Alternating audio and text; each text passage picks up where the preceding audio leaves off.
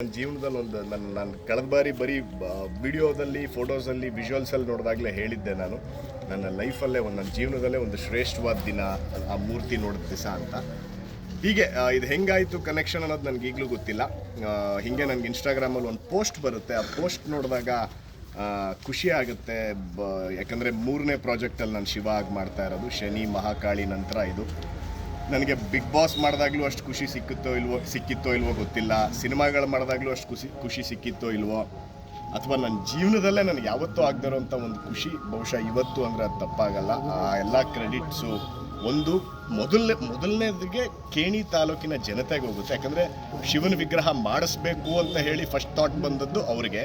But ಇಂಥದ್ದೇ ಶಿವನ ವಿಗ್ರಹ ಮಾಡಬೇಕು ಅಂತ ಹೇಳಿ ಮಾಡಿದಂಥ ಕಲಾವಿದ ದಿನೇಶ್ ಮೇತ್ರಿ ಅವರು.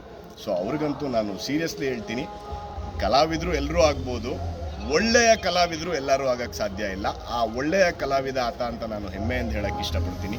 ಆ್ಯಂಡ್ ನನಗೆ ಇನ್ಮೇಲೆ ಯಾರಾದರೂ ಕೇಳಿದ್ರೆ ನಿಮ್ಗೆ ಎಷ್ಟು ಊರಿದೆ ಅಂದರೆ ನನಗೆ 2 ಊರು ಅಂತ ಹೇಳ್ತೀನಿ. ಒಂದು ಮೈಸೂರು, ಒಂದು ಕೇಣಿ ಅಂತಲೇ ಹೇಳ್ತೀನಿ. ಯಾಕಂದರೆ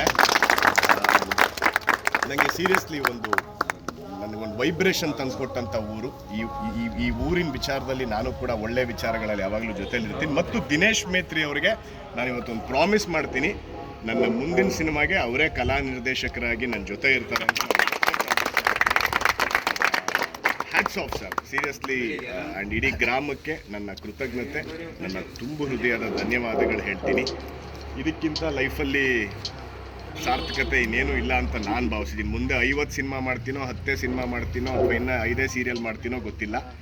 ಇದಕ್ಕಿಂತ ಬೆಸ್ಟ್ ಅಂತೂ ನನ್ನ ಜೀವನದಲ್ಲಿ ಏನಿಲ್ಲ ಅಂತ ನಾನು ಕೇಣಿ ಗ್ರಾಮದ ಎಲ್ಲ ನಾಗರಿಕರ ಮುಂದೆ ಅವ್ರ ಪಾದಗಳಿಗೆ ನಮಸ್ಕಾರ ಮಾಡಿ ನಾನು ಅವ್ರಿಗೆ ತುಂಬ ಹೃದಯದ ಕೃತಜ್ಞತೆ.